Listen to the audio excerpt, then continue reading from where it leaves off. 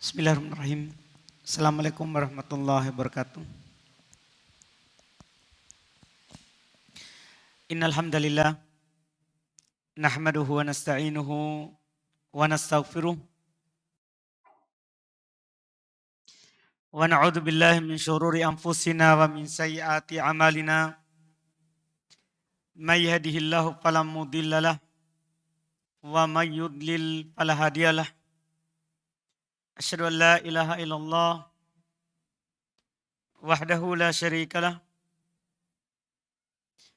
wa asyhadu anna Muhammadan abduhu wa rasuluh.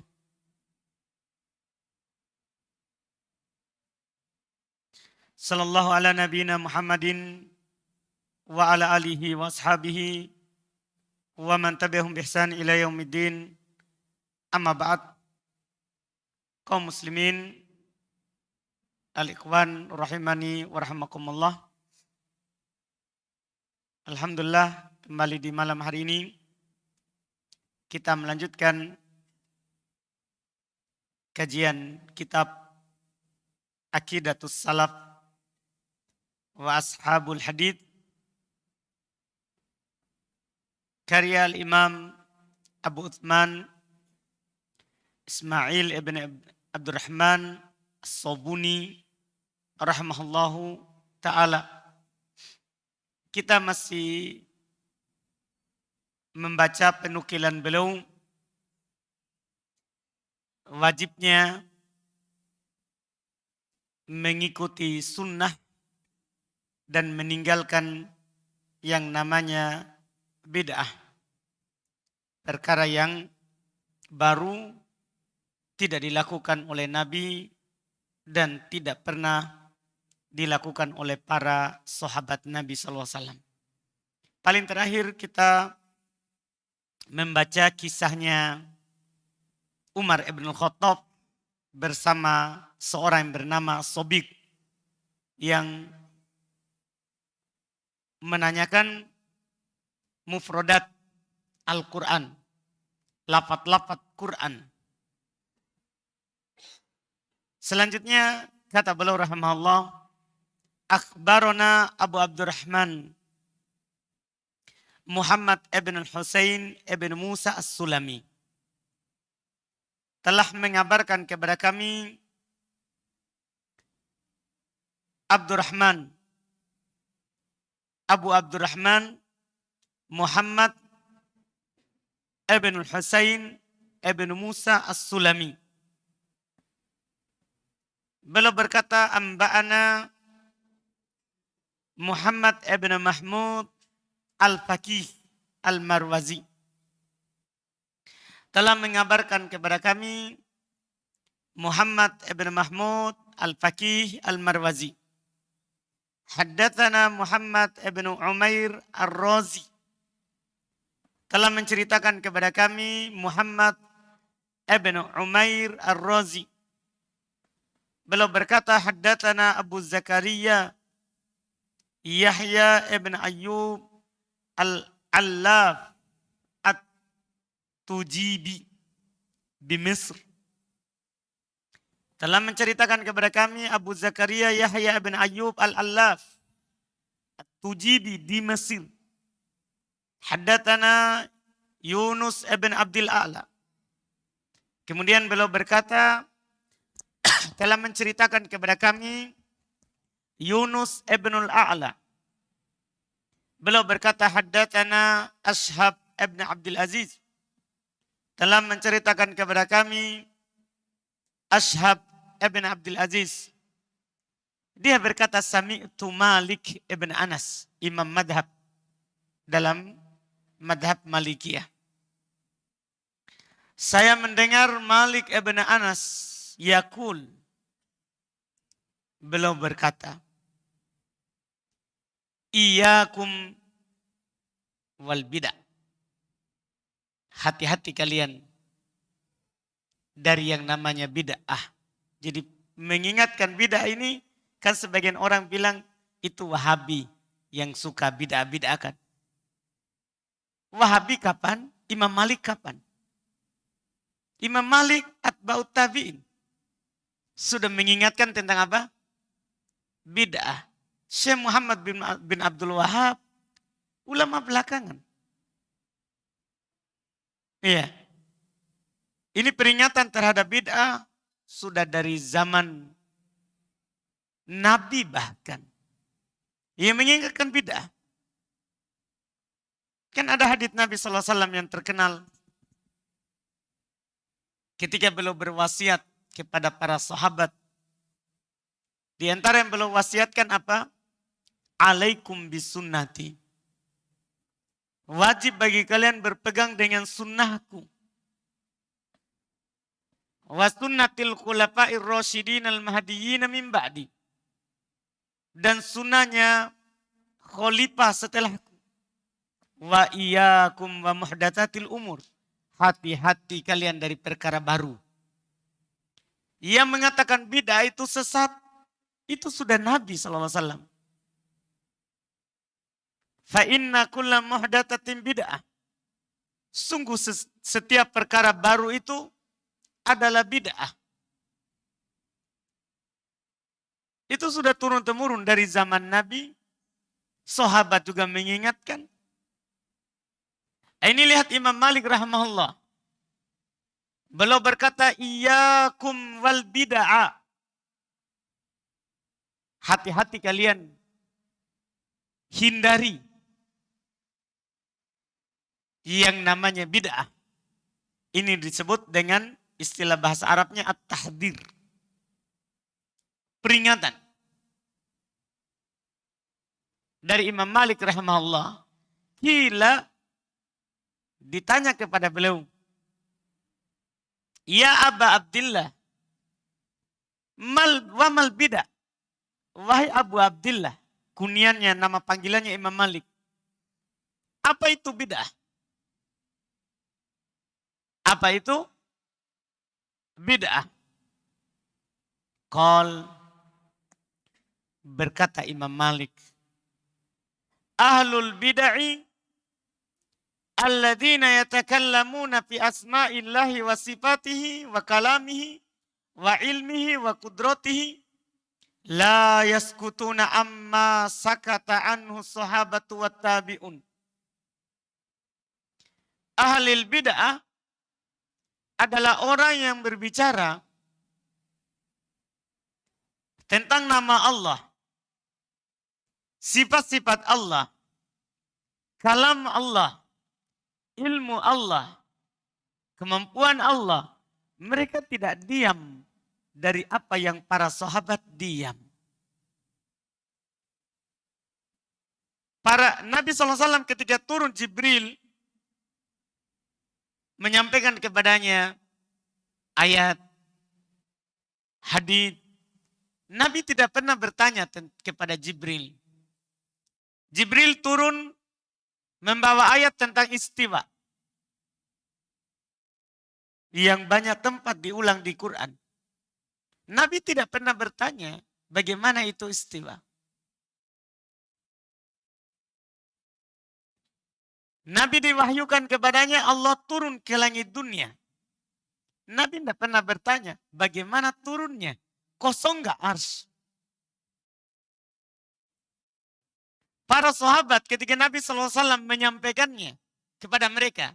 Itu ayat, itu hadits. Mereka tidak pernah bertanya. Jadi para sahabat diam. Ciri ahli bid'ah. Mereka yang tidak diam di atas apa yang para sahabat diam.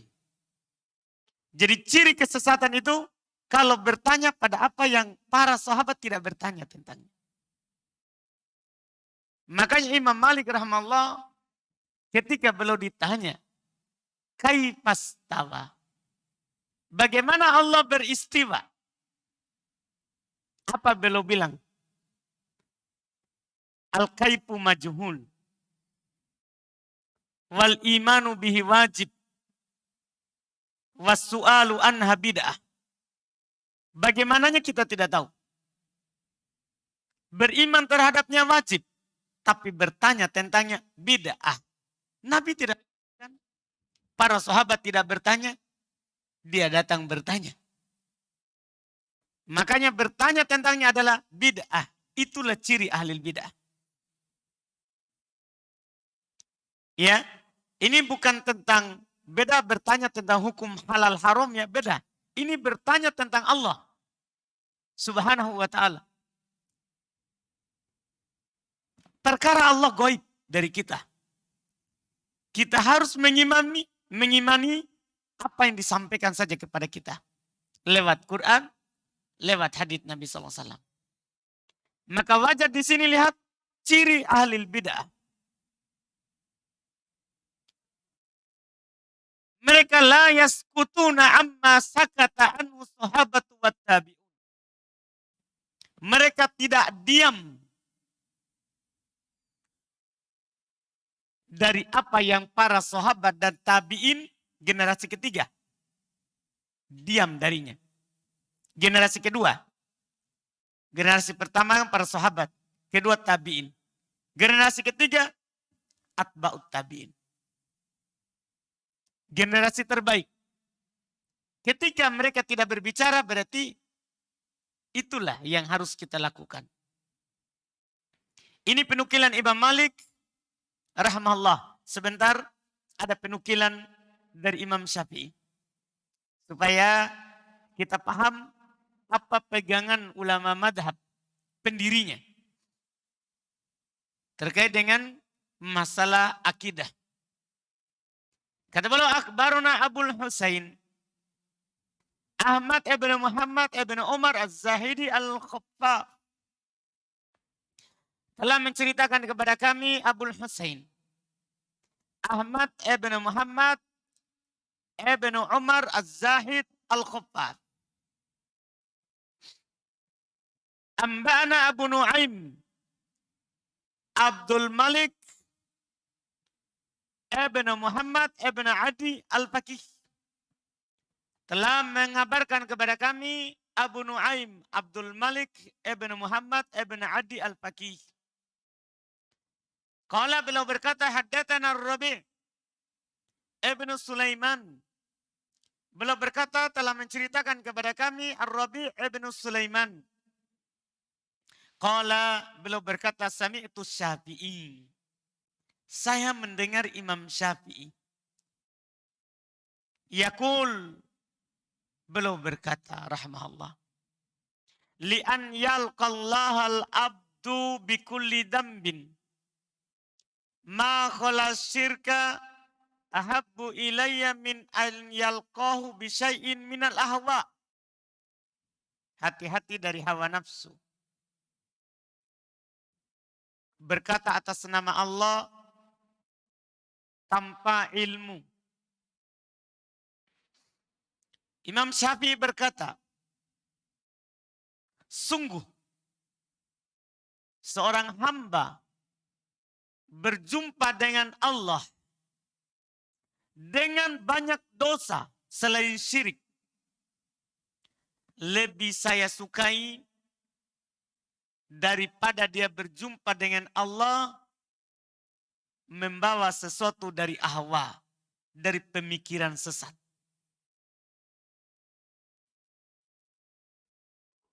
Iya, bukan berarti bermudahan dengan dosa, bukan.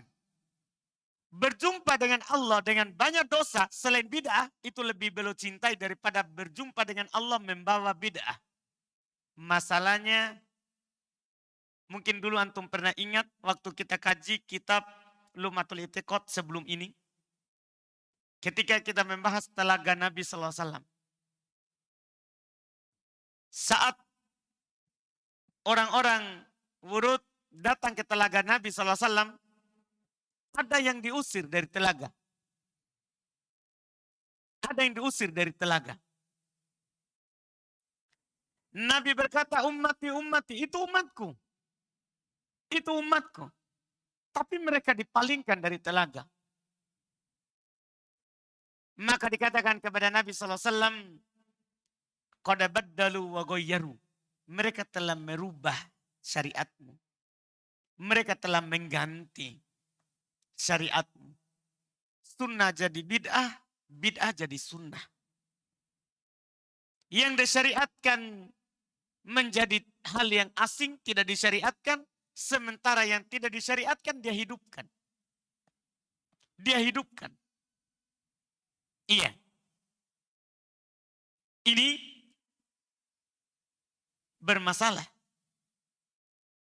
Lebih baik kata Imam Syafi'i, lebih beliau sukai berjumpa dengan Allah banyak dosa daripada berjumpa dengan Allah tapi membawa bid'ah. Membuat perkara baru dalam agama.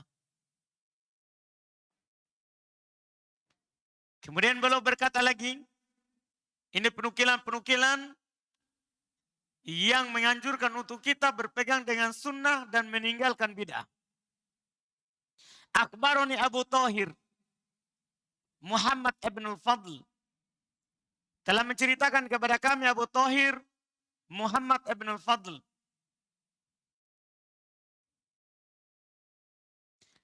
Haddatsana, di cetakan saya ini salah cetak, ada 2 titiknya. Seharusnya cuma ada 1. Haddatsana, tapi di sini haddatsata. Haddatsana Abu Amr Al-Hiri, telah menceritakan kepada kami Abu Amr Al-Hiri. Haddatsana Abul Azhar, telah menceritakan kepada kami Abul Azhar, itu Ahmad ibn al-Azhar ibn Mani' An-Naisaburi Al-Hafidh. Haddatsana Qabisah, telah menceritakan kepada kami Qabisah. Haddatsana Sufyan, telah menceritakan kepada kami Sufyan. Yang dimaksud di sini Sufyan Ats-Tsauri Al-Kufi.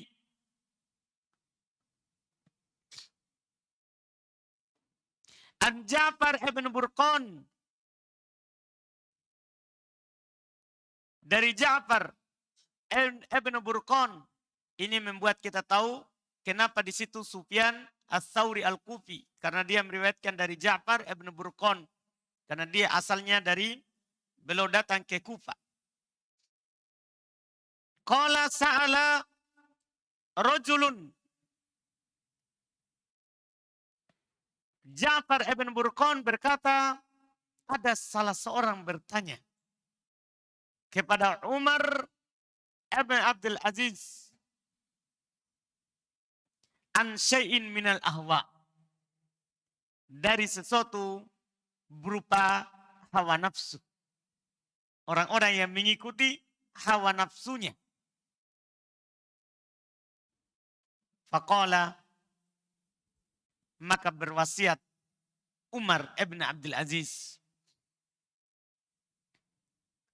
ilzam dinas sobi fil kutab.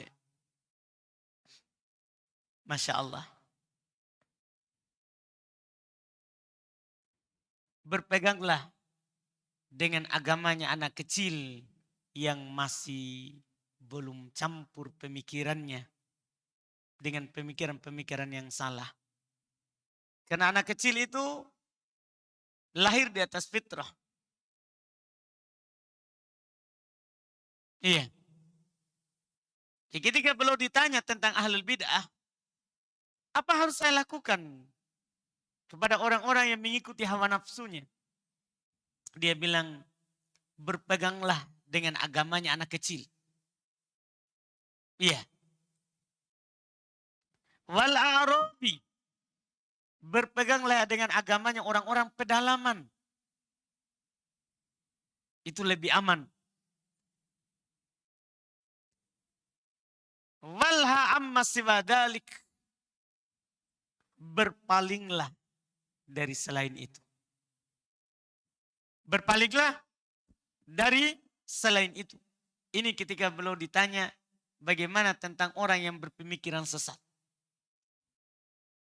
Ini harus dilakukan. Kalau sekarang ini ada orang-orang yang menjadi pahlawan, mau jadi pahlawan. Yang berkata, saya tidak apa-apa ke sana saja. Ambil yang baiknya, yang buruknya saya buang. Itu tidak aman. Dari mana kita nanti bisa menyaring? Oh, ini yang baik saya ambil, yang buruknya saya buang. orang yang sesat itu dihindari, bukan didatangi. Iya. Lebih baik kita bersama anak-anak kecil yang masih jernih akidahnya daripada pergi bergabung dengan orang yang pemikirannya salah. Lebih baik kita bergaul dengan orang-orang pedalaman yang belum bercampur pemikirannya dengan orang-orang kota daripada orang-orang yang sudah campur pemikirannya dengan ilmu filsafat, ilmu kalam, ya, yang lebih mendahulukan akal daripada nas. Ini wasiat dari Umar ibn Abdul Aziz, beliau penguasa, amir kaum muslimin waktu itu. Bahkan para ulama berkata Islam dijayakan dengan 2 Umar. Pertama Umar ibn al-Khattab, yang kedua Umar ini ibn Abdul Aziz. Beliau penguasa tapi alim, rahimahullah. Kata beliau, akhbarona, lanjutannya lagi, akhbarona Abu Abdillah al-Hafidh. Beliau nukil sekarang dari gurunya. Telah mengabarkan kepada kami Abu Abdillah al-Hafidh. Qala, gurunya berkata, haddatsana Muhammad ibn Yazid. Telah menceritakan kepada kami Muhammad ibn Yazid. Sami'tu Aba Yahya al-Bazzar. Saya mendengar Abu Yahya al-Bazzar. Yaqul, dia berkata, Sami'tu Abbas ibn Hamzah. Ini ulama orang dulu. Sehebat apapun dia, penukilan yang dipakai. Ini pengajaran dari kita. Iya, pengajaran dan ajaran untuk kita. Bahwa seluas apapun ilmu kita, yang lebih aman itu menukil. Adalah menukil. Kita berkata, dalilnya Nabi bersabda, Quran, sahabat.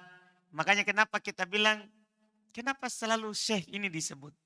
Saya pernah dikatakan sama seorang, kenapa Ustadz selalu kalau menguatkan, selalu Syekh Utsaimin yang menguatkan. Itu adab. Kita siapa? Yang telah meninggal itu lebih bagus. Dan lebih tinggi penelitiannya. Makanya kita bilang, ini dikuatkan oleh Syekh bin Utsaimin, ini dikuatkan oleh Syekh bin Baz.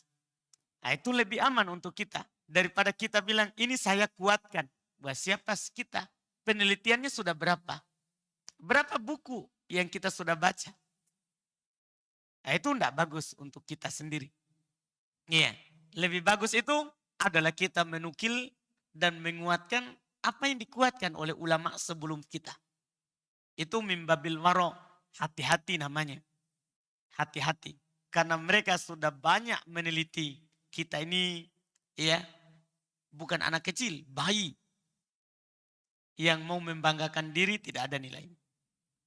Ini lihat, itu diajarkan secara turun-temurun. Seluas apapun ilmu kita jangan bilang, kalau saya, jangan. Kita selalu bilang, Syekh Utsaimin menguatkan yang ini. Itu adab dalam bab ilmu. Dalam bab ilmu. Itu kita harus hati-hati. Itulah yang diajarkan oleh salaf kepada kita. Itulah yang diajarkan oleh salaf kepada kita. Lihat ini, kita sudah banyak membaca ini kitab ini, Aqidatus Salaf. Bagaimana mereka menukilkan ilmu itu dari guru-gurunya, dari guru-gurunya, dari guru. Dari sampai yang mengucapkannya. Padahal bisa saja dia bilang Imam Malik berkata. Tapi ini untuk mengajarkan kepada kita. Walaupun kita berkeyakinan, berpendapat seperti itu, tapi bagus dinukilkan dari orang sebelum kita.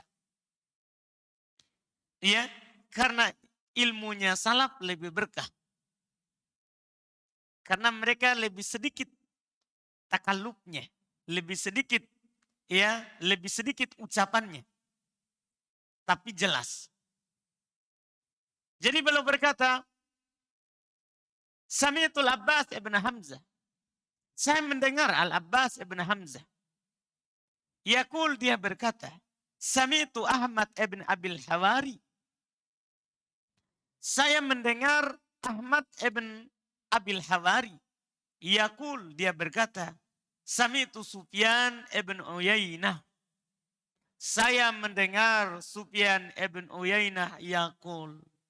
Beliau berkata, Sufyan ibn Uyainah, beliau adalah Ibn Maimun al-Hilali. Ya, al-Imam al-Hafidh. Beliau ulama yang lahir di tahun 107 Hijriah. Dekat dari masa Nabi SAW. 107 Hijriah. Iya. Dan beliau rahimahullah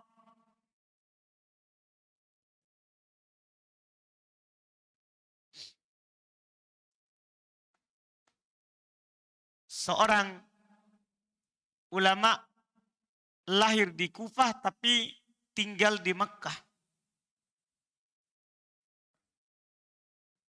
Sampai Imam Syafi'i karena besarnya dan luasnya ilmu Sufyan ibn Uyainah serta banyaknya jasanya untuk menyampaikan Islam, kata Imam Syafi'i, laula Malik wa Sufyan ibn Uyainah la dhahaba ilmul Hijaz. Seandainya bukan karena Imam Malik dan Sufyan ibn Uyainah, maka akan hilang ilmu yang ada di Hijaz. Iya, di Makkah, Madinah. Ini berkata Imam Syafi'i. Demikian pula itu yang dikatakan oleh Imam Ahmad. Ma ra'aitu ahadan kana a'allama bis sunani min Sufyan ibn Uyainah. Kata Imam Ahmad, saya tidak melihat seorang yang lebih tahu tentang sunnah daripada Sufyan ibn Uyainah. Beliau rahimahullah meninggal di Makkah tahun 198. Berarti berapa umurnya? Beliau lahir 107 Hijriah dan meninggal di Makkah tahun 198. Berapa berarti? Apa? 91 tahun. Rahmahullah. Beliau berkata ucapan yang Masya Allah. Kullu ma wasafallahu bihi nafsahu fi kitabih. Seluruh apa yang Allah sifatkan dirinya dalam kitabnya, dalam Al-Quran. Fatafsiruhu tilawatuhu. Tafsirnya adalah apa yang dibaca. Ketika kita baca, misal contoh-contoh. Ya. Bal yadahu mabsutotan. Bahkan kedua tangan Allah terhampar. Apa tafsirnya, apa tawilnya? Itu yang dilafatkan. Tidak perlu kita cari-cari. Tangan adalah nikmat, tangan adalah kekuatan. Tidak perlu. Langsung saja percaya. Tangan Allah terhampar. Allah punya tangan. Selesai masalah. Tidak ada lagi cerita. Ketika Allah berfirman, wa kallamallahu Musa taklima. Sungguh Allah berbicara kepada Musa. Apa tafsirnya? Itu lafadznya yang antum baca. Itu lebih aman daripada pergi di ta'wil. Oh, Jibril berbicara kepada Nabi Musa. Itu kan terlalu jauh. Iya. Wasukutu anhu. Dan diam darinya. Cukup kita baca. Imani apa yang terlafadzkan. Diam. Dari berbicara atas nama Allah tanpa ilmu. Kita sekali lagi tidak tahu kecuali apa yang Allah kasih tahukan kepada kita. lewat nabinya. Iya. Kemudian beliau berkata lagi, akhbarona Abul Husain Al-Khaffaf, haddatsana Abul Abbas Muhammad ibn Ishaq ibn As-Sarraj. Dia berkata, dalam menceritakan kepada kami Abul Abbas Muhammad ibn Ishaq As-Sarraj. Beliau berkata, haddatsana Ismail ibn Abil Harith. Beliau berkata, haddatsana Al-Haytham ibn Kharijah. Beliau berkata, sami'tul Walid ibn Muslim. Qala sa'altul Auza'i. Beliau berkata, saya bertanya kepada Al-Auza'i. Satu. Ini yang bertanya ini Al-Walid ibn Muslim. Beliau bertanya kepada Al-Auza'i. Itu Al-Imam Abdurrahman ibn Muhammad Al-Auza'i.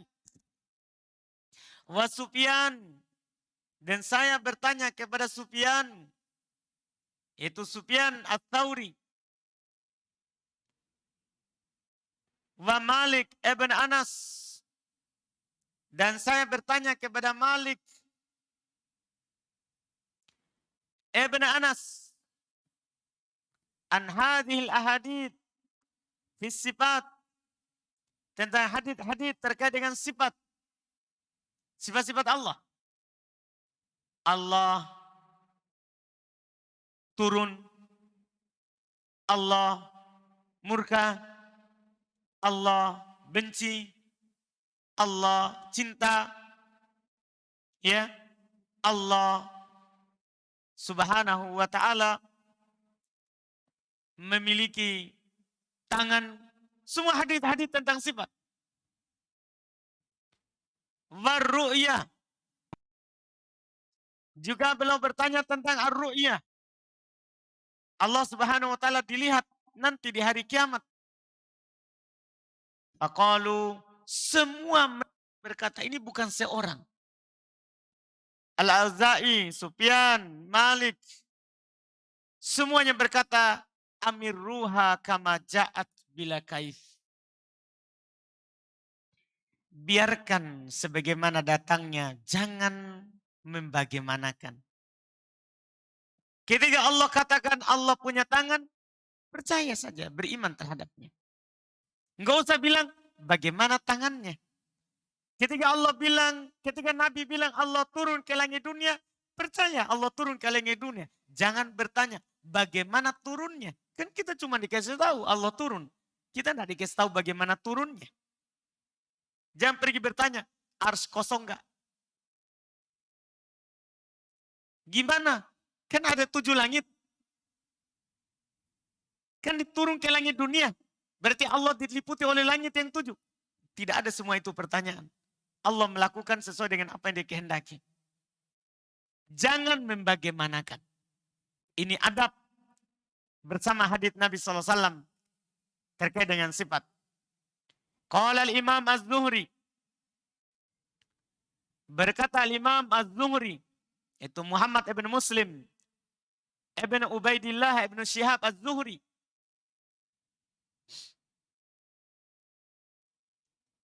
Imamul A'immah fi asrihi. Ini Imam Az-Zuhri, imamnya para imam di masanya. Bukan lagi imam para muridnya, tapi imamnya para imam. Imamnya para ulama. Wa ainu ulama'il ummah fi waktihi. Dan sumber rujukan ulama umat di waktunya. Iya. Beliau ucapkan ucapan yang luar biasa yang kita hendaknya berpegang dengannya. Alallahil bayan. Bagi Allah subhanahu wa ta'ala itu adalah menjelaskan. Wa ala rasulil balang. Kewajiban dari Rasul menyampaikan. Allah yang menjelaskan. Rasul tugasnya menyampaikan kepada kita. Kita apa?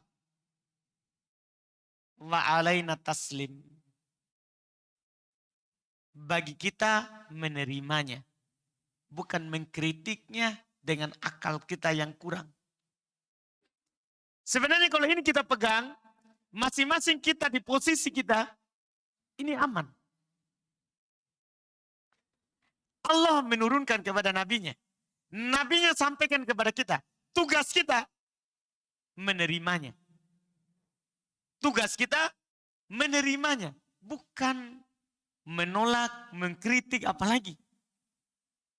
Karena sebagian orang kadang terlalu berani. Oh, ini tidak sesuai dengan akal.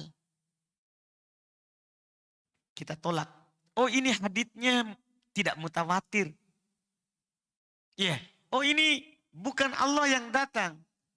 Maksud Allah itu malaikat yang datang. Ini kan terlalu berani. Kalau masing-masing kita posisikan diri kita seperti ini, itu aman. Menerima apa yang datang itu lebih aman. Iya. Kewajiban kita mengimaninya. Wan ba'dis salaf. Dan beliau bilang, dan dari sebagian salaf.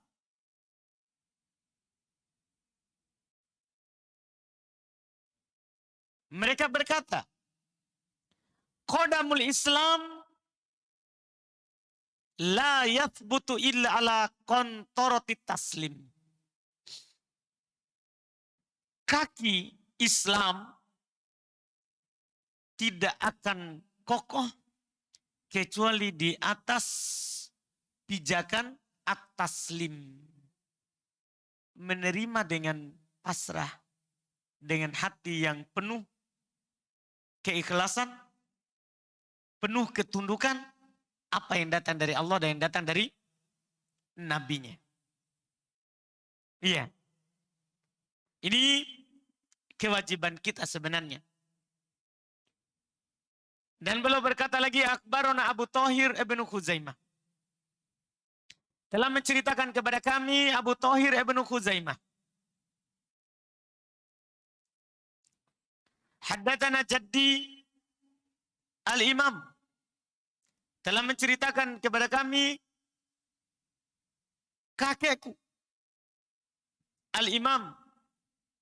Yaitu kakek beliau adalah Abu Bakar Muhammad ibn Ishaq ibn Khuzaimah. Kakeknya berkata, Haddatsana Ahmad ibn Nasr. Telah menceritakan kepada kami Ahmad ibn Nasr. Abu Ya'qub al-Hunaini. Abu Ya'qub al-Hunaini. Haddatsana Katsir bin Abdullah al-Muzani. Telah menceritakan kepada kami Katsir bin Abdullah al-Muzani an abi. Dari bapaknya. Yaitu Abdullah ibn Amr bin Auf bin Zaid al-Muzani. An jaddih, dari kakeknya. Qala, beliau berkata, qala Rasulullah sallallahu alaihi wasallam, inna hadzal din bada'a ghoriban. Sungguh agama ini awal munculnya asing. Wa sayaudu ghoriban kama bada', dan akan kembali asing sebagaimana munculnya. Fatubalil ghuraba, beruntunglah orang-orang yang asing itu. Iya. Kita mungkin sekarang ini alhamdulillah antum kenal dakwah di masa ini sudah tersebar dakwah. Tapi orang-orang sebelum ini tahun-tahun kita sekarang itu udah terkenal Islam. Ya, orang-orang yang awal tersebarnya dakwah sunnah itu asing, yang bercadar, yang berjenggot, yang bercelana cingkrang, itu asing. Ada begitulah Islam. Memang muncul awalnya asing. Dan nanti akan kembali asing lagi. Iya. Orang sudah mulai mengingkari sekarang yang namanya jenggot. Bahkan ada yang mengatakan kalau jenggot itu tanda kalau dia mutasyaddid. Tanda kalau dia orang keras. Bahkan sebagian orang mengatakan itu ciri kesesatan. Ini sudah mulai asing sampai dipandang terbalik. Iya. Makanya kata Nabi SAW, fatubalil goroba. Keberuntunganlah bagi orang-orang yang asing itu. Apa cirinya? Itu orang yang asing. Kila ditanyakan kepada Rasulullah. Ya Rasulullah, wamanil goroba. Wahai Rasulullah, siapa itu yang asing? Yang beruntung, yang kau bilang dia mereka yang beruntung. Qala Nabi SAW bersabda, Alladina yuhyuna sunnati min ba'di wa yu'allimunaha ibadallah. Beruntunglah orang-orang yang berada di atas ini. Mereka adalah orang-orang yang menghidupkan sunnahku setelahku. Dan mengajarkan kepada hamba-hamba Allah. Pengajaran di sini maksudnya tidak harus kita sampaikan. Kita tampakkan, kita lakukan sunnah. Itu sudah dalam bab pengajaran. Pengajaran itu kan ada dua. Ada dengan ucapan, ada dengan perbuatan. Kita berpakaian tidak isbal, itu sudah mengajarkan sunnah. Iya, kita berjenggot, perempuan bercadar, itu namanya menghidupkan sunnah. Itulah yang asing. Yang menghidupkan sunnah, yang mati. Dan mengajarkan kepada hamba-hamba Allah Subhanahu wa ta'ala. Ini Masya Allah, tadi kita sudah baca penukilan-penukilan yang menganjurkan bagi kita untuk meninggalkan yang namanya bid'ah. Sekarang penukilan ini yang menganjurkan kepada kita untuk menghidupkan sunnah. Walaupun orang-orang membencinya, kita hidupkan. Semampu kita tentunya. Karena kita tidak dipaksa. Sesuai dengan kemampuan. Apa yang dimampu, itu dilakukan. Iya. Kemudian beliau berkata, akhbarona Abu Abdillah al-Hafidh. Telah mengajarkan kepada kami Abu Abdillah al-Hafidh. Sami'tu Abul Hasan al-Karizi. Saya mendengar Abul Hasan al-Karizi. Yaqul sami'tu Ali ibn Abdul Aziz. Beliau berkata saya mendengar Ali ibn Abdul Aziz. Yaqul dia berkata sami'tu Aba Ubaid al-Qasim ibn Salam. Saya mendengar Abu Ubaid al-Qasim bin Salam. Yaqul. Beliau berkata. Ya. Ini Abu Ubaid al-Qasim bin Salam. Beliau adalah al-Baghdadi. Beliau imam dalam bahasa Arab, fakih. Beliau punya banyak karangan. Beliau lahir di tahun 157 Hijriah. Ya. Yang mana beliau mendengar dari Ibnu Uyainah yang kita nukis sebelumnya. Yang meninggal di tahun 198. Mendengar dari Ibnu Uyainah. Ya. Dan beliau merupakan pimpinan dalam ilmu bahasa. Rahmahullah. Beliau banyak menghafal hadits. Dan beliau juga paham tentang fikih dan perselisihan dalam fikih. Yang mana beliau berkata, al-muttaba'u lis-sunnati kal-qabid alal jamr. Orang yang berpegang dengan sunnah itu seperti orang yang berpegang dengan bara api. Wa huwa al-yawma indi afdal min darbis sayfi sabilillah. Dan dia di hari ini, di tahun berapa ini? Tahun berapa tadi belum hidup? Belum lahir? 100 berapa? 157 lahirnya. Dan beliau punya umur sekitar 67. Karena disebutkan belum meninggal di Makkah tahun 224 Hijriah. Masih abad kedua. Apa yang beliau bilang? Wahwal yaum, berpegang dengan sunnah di hari ini menurut saya, itu di masa belum masih dekat dari pengutusan Nabi SAW. Masih banyak orang baik. Sunnah dikenal di mana-mana. Tapi bersamaan dengan itu beliau bilang, dia hari ini menurut saya lebih utama daripada berjihad di jalan Allah. Bagaimana lagi kalau masa kita sekarang ini? Keutamaan berpegang dengan sunnah. Iya, makanya jangan pernah merasa rendah, dianggap berpenampilan tidak modern. Itu tidak ada masalah. Dunia kita hidup berapa lama? Iya. Dan segaya apapun kita, baju yang kita pakai pasti usang. Makanan yang kita makan pasti masuk ke WC. Iya kan? Iya. Istri yang kita punya akan meninggal. Si istri, suami yang dia punya akan pergi juga meninggal. Kan kita mau hidup berapa lama? Kan di sana banyak sekali orang hidup mau bergaya dalam pakaian karena modern, tapi meninggalkan apa? Sunnah. Ingat, berpegang dengan sunnah itu sebagian ulama salaf berkata itu lebih baik daripada berjihad di jalan Allah. Apalagi sekarang ini tidak ada jihad. Jihad kita sekarang ini berpegang dengan sunnah. Iya.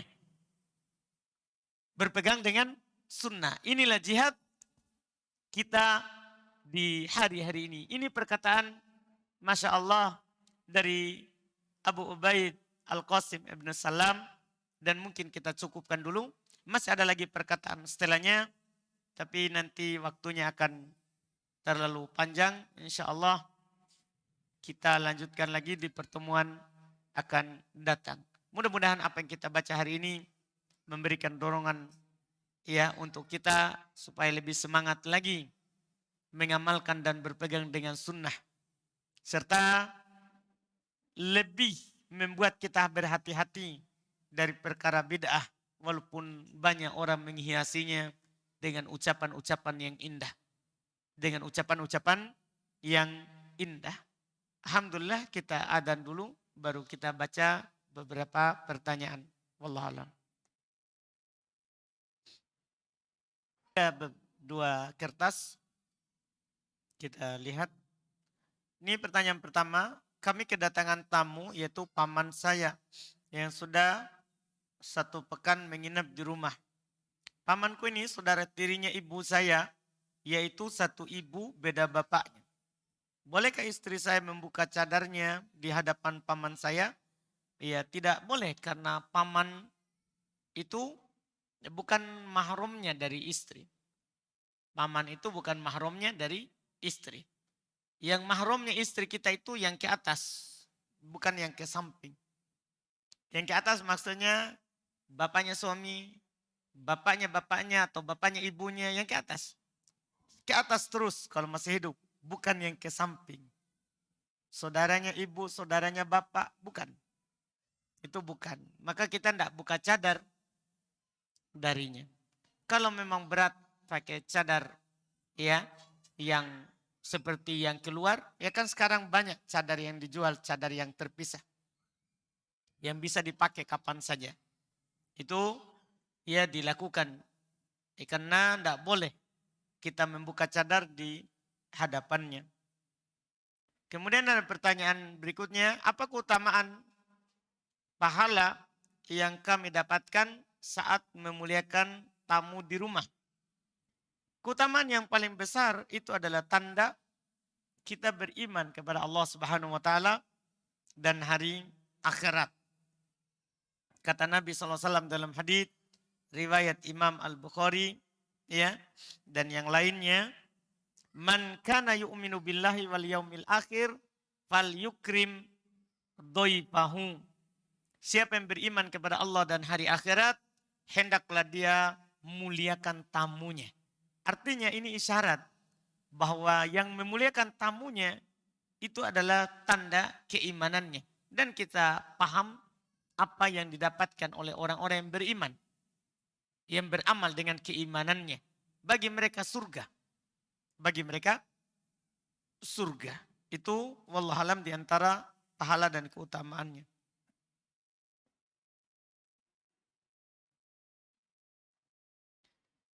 Kemudian berikutnya kami sering melihat ada seorang muslim yang melakukan ibadah bid'ah.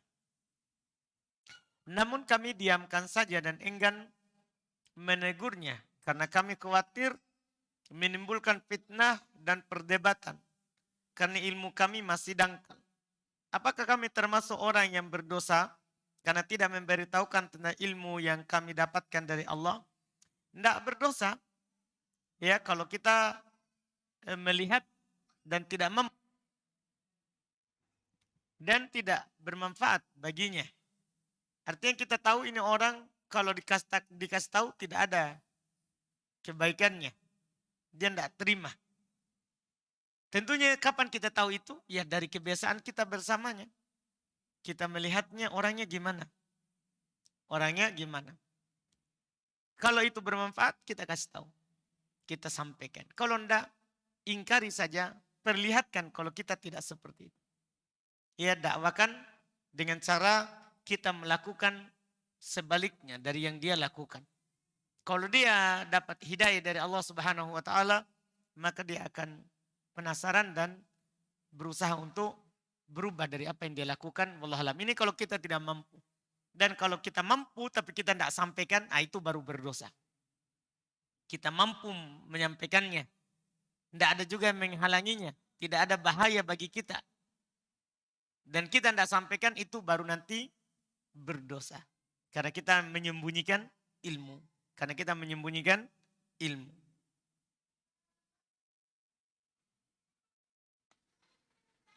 Bagaimana jika ada orang atau tetangga yang memberi makanan atau minuman dari perayaan Maulid, tahun baru, ulang tahun Ustaz? Apakah boleh dimakan atau dibuang saja? Dibuang. Karena seluruh makanan yang tidak ada tuntunannya dalam syariat itu haram dimakan. Kalau kita dikasih, maka kita buang. Seperti yang dilakukan oleh Abu Bakar radhiyallahu taala anhu. Yang dinukil oleh Aisyah radhiyallahu taala anha dalam Sahih Bukhari. Belum pernah makan hadiah, ya, dan belum makan. Setelah itu dikasih tahu itu hasil perayaan jahiliyah atau sihir yang dilakukan di masa jahiliyah. Maka dia memasukkan jarinya di dalam tenggorokannya dan muntahkan. Ini yang sudah dimakan, dimuntahkan. Ini menunjukkan bahwa haram hal tersebut dimakan. Kita buang makanan atau minuman tersebut. Kita buang makanan atau minuman tersebut. Wallahu a'lam. Ini alhamdulillah beberapa pertanyaan diajukan. Kita dengan apa yang kita ambil mudah-mudahan bermanfaat. Semua yang benarnya itu dari Allah Subhanahu wa taala semata dan yang kurangnya itu dari kekurangan kami dan dari syaitan. Subhanakallahumma hamdik asyhadu an la ilaha illa anta astaghfiruka wa atubu ilaik. Assalamualaikum warahmatullahi wabarakatuh.